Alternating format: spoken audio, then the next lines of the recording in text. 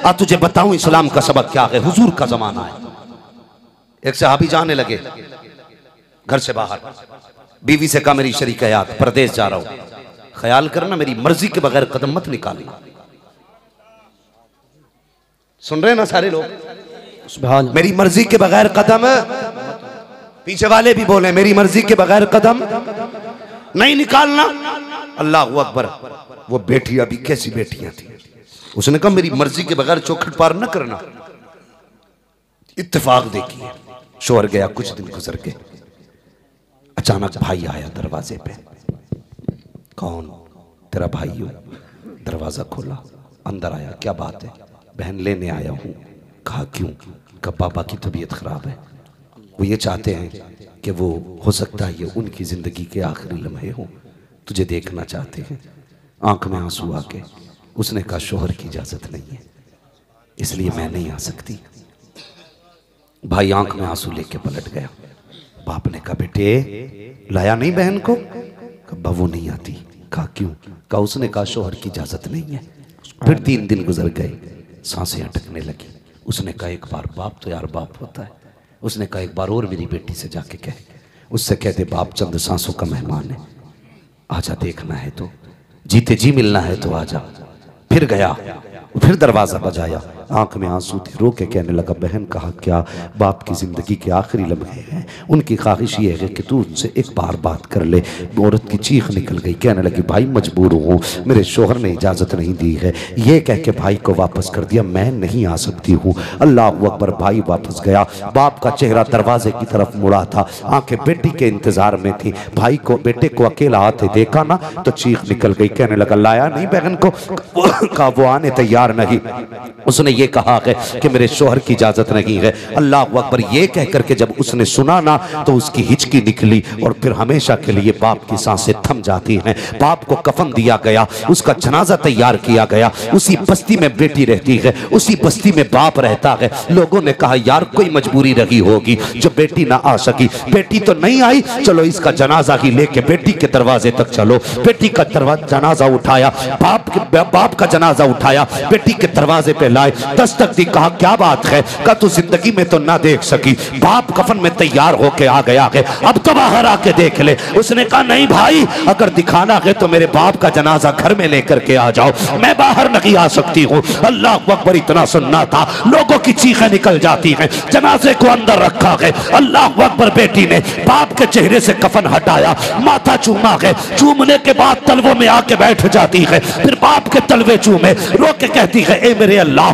तू खूब जानता है ये मेरे दूर का रिश्तेदार नहीं है, ये मेरा खानदानी नहीं है, ये मेरा पड़ोसी नहीं है, बल्कि ये मेरा बाप है। बाप ये वो लेटा है जनाजे पे जिसने मेरी एक एक सांस का, मेरे एक एक सांस का ख्याल किया है, जिंदगी के एक एक लम्हे का ख्याल किया है। ए मेरे परवरदिगार तू खूब जानता है कि मैंने तेरी शरीयत के लिए बाप की मोहब्बत ठुकरा दी है। ए मेरे अल्लाह मेरे बाप की मग़फ़िरत फरमा देना। बेटी ने रो के इतना कहा है। बाप का जनाजा उठा, कब्रिस्तान गया है, बाज़ले वालों ने देखा कि वे बाप जो कल दफन किया गया था आज जन्नत की बहारों में टहल रहा है, जन्नत में टहल रहा है। किसी ने कहा बता तो सही कौन सी नेकी काम आई है? उसने कहा मेरे पास तो कोई नेकी नहीं है। जब मैं कब्र में आया रब ने कहा फरिश्तों इसे चैन से सोने दो।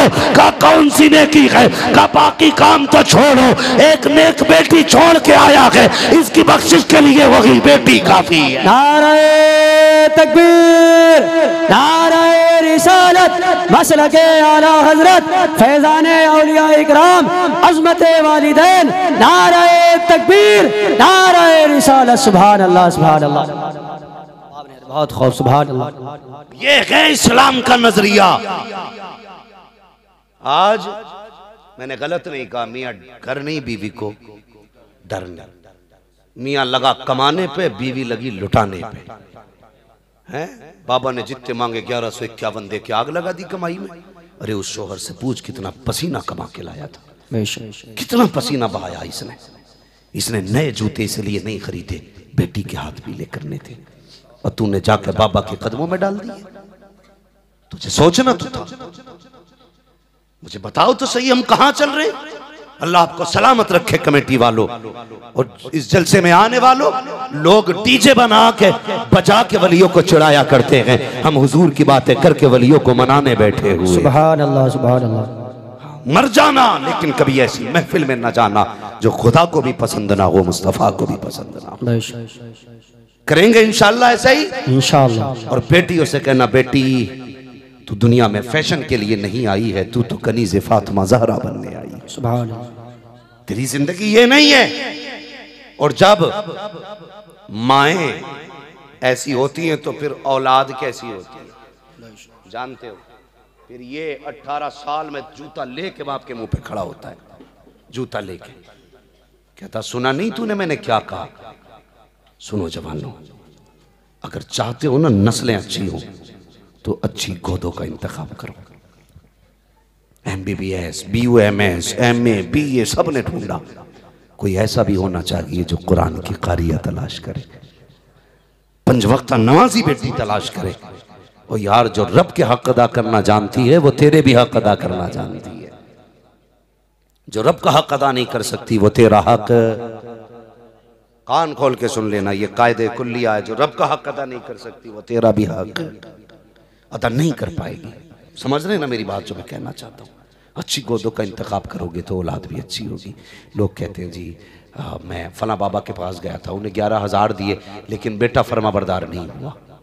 मैंने कहा 11,000, 11 लाख भी देगा तब भी फर्माबरदार नहीं होगा। इसलिए कि तूने जो 18 साल गलती की है ना, उस पे 11,000 से पर्दा नहीं पड़ सकता है। कौन सी गलती की हमने?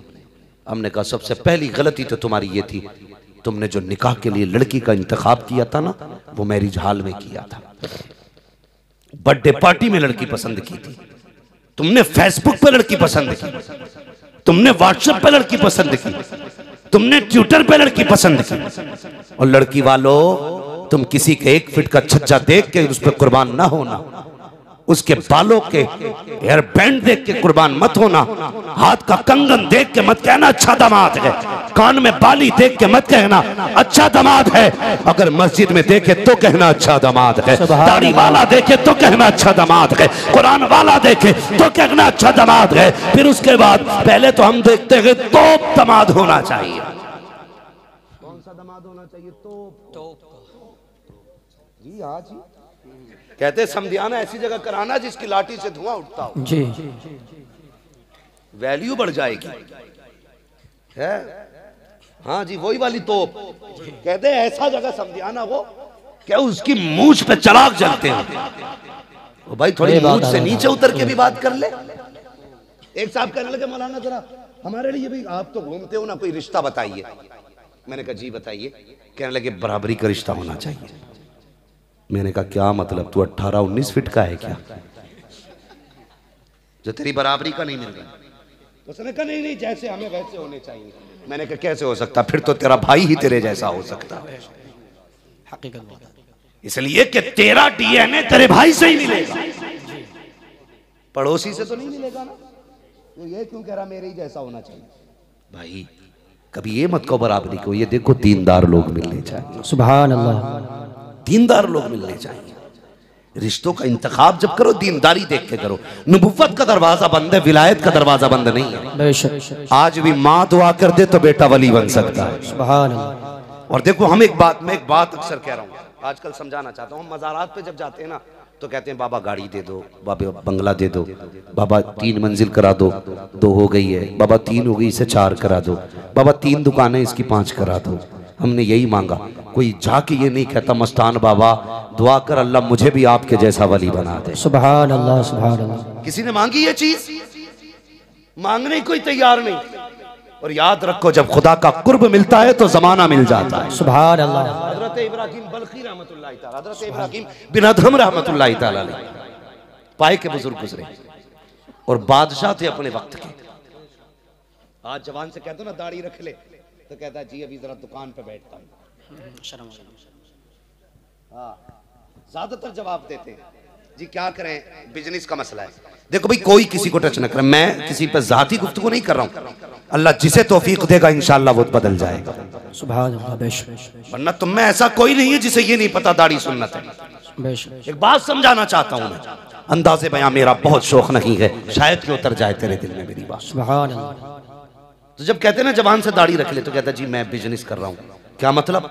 कहता जी उसमें थोड़ा झूठ बोलना पड़ता है, झूठ ना बोलें तो फिर दुकानदारी नहीं चलती। क्यों? तू क्या समझता झूठ से रोजी मिलती है? झूठ रोजी नहीं देता, रोजी खुदा देता है। सुभान अल्लाह। रोजी खुदा देता है। हमने बिजनेस के लिए कहा कि दाढ़ी साहब, वरना दाढ़ी नहीं रख रहे हैं इसलिए कि बिजनेस कर रहे हैं, हम काम कर रहे हैं इसलिए दाढ़ी नहीं रखते। मौलवी झूठ बोलना पड़ता है तब जाके बच्चे पलते हैं। ओ यार हलाल खिलाया करो, हराम ना खिलाया करो। जिस तरह गलत दवा डालने से फसल खराब हो जाती है, उसी तरह हराम रोजी से नस्ल खराब हो जाया करती है। अगर चाहते हो नस्ल अच्छी हो तो हलाल के लुक़मे खिलाया करो। अल्लाह अकबर। हमने बिजनेस के लिए दाढ़ी मुंडा दी, हमने कारोबार के लिए दाढ़ी मुंडा दी, हमने सियासत के लिए दाढ़ी मुंडा दी, हमने ड्यूटी के लिए दाढ़ी मुंडा दी। हजरत इब्राहिम बिन अदहम देखो तो सही, दुकानदार नहीं थे, बिजनेसमैन नहीं थे, अपने वक्त के बादशाह थे। और कैसे बादशाह? जिनकी कुर्सी भी सोने की, जिनका तख्त भी सोने का, जिनका ताज भी सोने का, जिन बर्तनों में खाते थे वो बर्तन भी सोने के, जिसमें पानी पीते थे वो गिलास भी सोने के, जहां टेक लगाते थे उन मसनदों के पीछे भी सोना था। तुम्हें क्या लगता है आज कागज जेब में लग के कहते हो मैं अमीर हूँ? ये कागज के टुकड़े कितनी कीमती होते हैं, आज कुछ भी अमीर नहीं हो। और यार अमीर तो वो थे जो सोने के सिक्के जेब में रख के घूमा करते थे, जिनके सरहाने सोना होता था, जिनकी जूतियों में सोना होता था। आज कहते हैं मौलवी साहब दाढ़ी तो रख लेते लेकिन बिजनेस कर रहे हैं। गौर से सुनना प्यारे, मैंने कहा था जब बंदा खुदा का होता है तो सारा जमाना उसका होता है। इब्राहिम बिन अदहम को खुदा की याद आई, पूरी सल्तनत को ठुकरा दिया, जंगलों में निकल गए, सोना चांदी छोड़ दिया, अल्लाह अल्लाह करने लग गए। एक दिन दरिया के किनारे बैठे हैं, बैठे बैठे अपनी गुदड़ी से लगे हैं। इतने में मामू आ जाते हैं, कहते भांजे हुकूमत छोड़ के क्या मिल गया? बस ये एक जोड़ी लिबास है और इसे भी हाथ से सिल के पहन रखे हो, क्या फायदा हुआ मसनद छोड़ने के बाद हुकूमत की? इब्राहिम बिन अदहम ने कहा था ये देखना चाहते हो मैंने हुकूमत छोड़ के क्या पाया है? हाँ बता तो सकी। आपके हाथ में जो सुई थी आपने दरिया में फेंक दी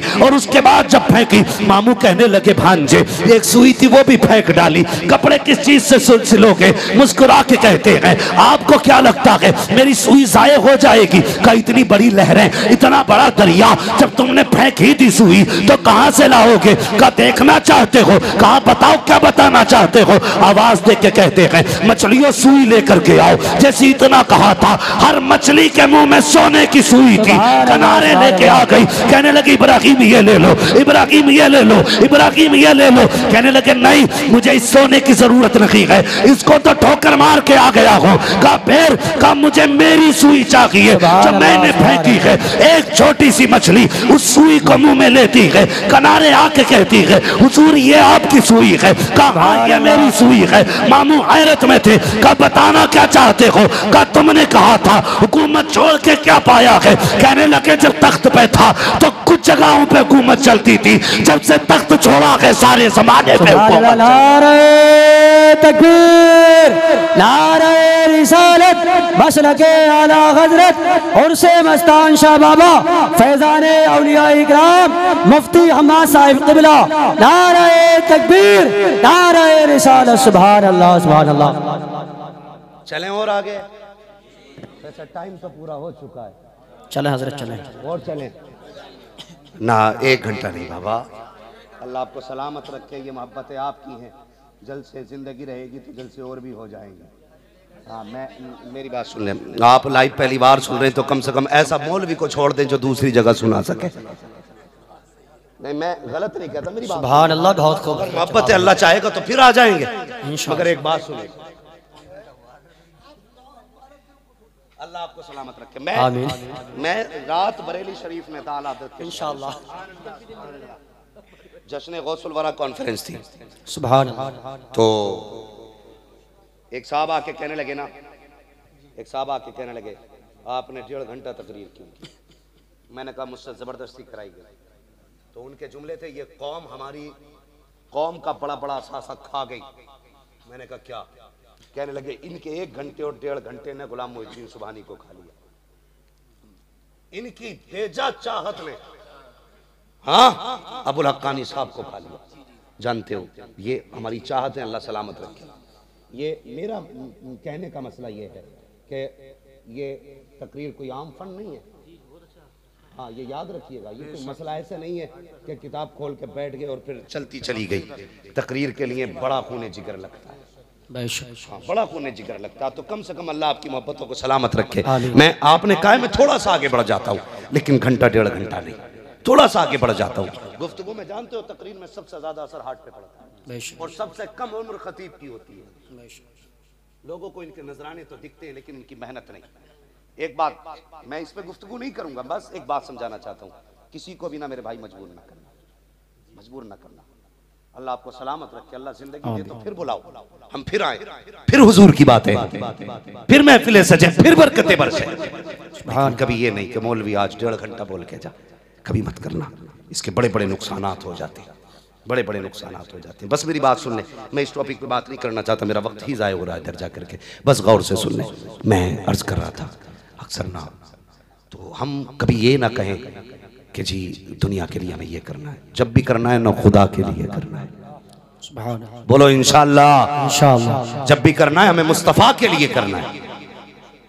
जब तक बिके न थे तो कोई पूछता न था, तुमने खरीद कर हमें अनमोल कर दिया। अपना तो अकीदा ये है, खाते हैं तेरे दर का, पीते हैं तेरे दर का, पानी है तेरा पानी, दाना है तेरा दाना। आखिरी बात नौजवानों तुमसे कर जाऊं, बहुत गौर से सुनना। हमें कोई मुसीबत होती है ना तो हमें ऑर्डर दिया जाता है कि आप जो है ना 8 दिन झाड़ू लगाइए मज़ार पे।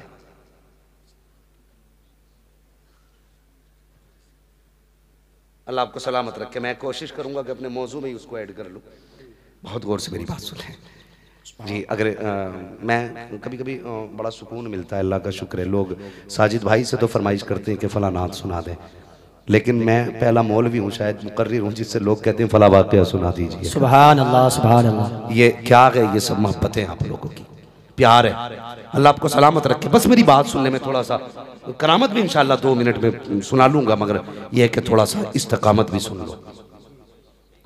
हमारी कौम ने खाली करामतें सुनी है ना, तो उसकी वजह से हमें जर्दे तो याद रह गए, रात के खड़े होने वाले कयाम नहीं है। हाँ, रात के खड़ी इबादतों के वो रुख खत्म हो गए। दिन भर का रोजा नहीं आता हमें 11वीं का हलवा भी आता है, 12वीं की बिरयानी भी आती है, 6ठी का जर्दा भी आता है। अगर नहीं आता तो उसके नाम पे रात को खड़ा होना नहीं आया, इसलिए कि हमने खाली करामतों पे फोकस किया। तो करामत भी इंशाअल्लाह बयान करूंगा, इसलिए कि करामत ही सुन्नियों की शान है, हमारी पहचान है करामत। लेकिन सुने, आज पीर कह देता है ना 8 दिन झाड़ू लगा तेरा काम हो जाएगा।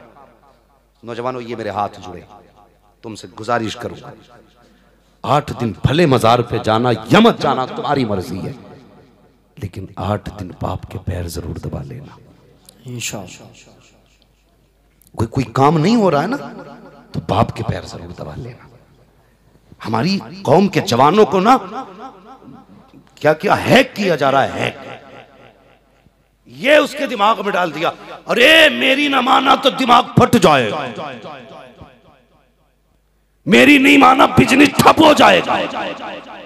अगर फितरतन बीमार हो जाए तो कहता शुरू हो गया ना, देख मैंने मना किया था, पेट से भी दर्द शुरू हो रहा है, एक दिन ये कैंसर बनेगा, अल्सर बनेगा, फटेगा तुम। वो डर गया, भाई आएंगे और भाई मौसम के लिहाज से सर में दर्द था, अगले दिन ठीक भी होना था। जब अगले दिन ठीक हो गया तो पीर साहब कहते हैं देखा रुकते ही ठीक हो गया ना।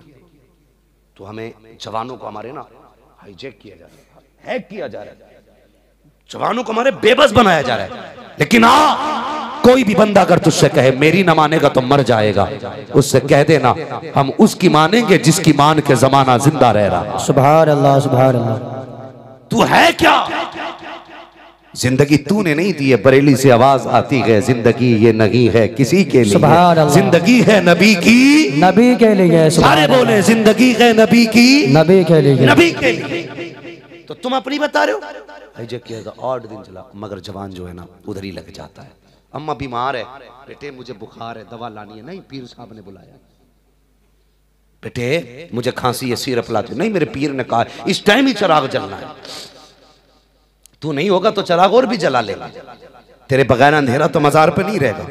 लेकिन माँ का तू लाल है, अगर तू दवा नहीं लाके देगा तो कौन लाके देगा? तू उसकी नहीं सुनेगा तो कौन सुनेगा?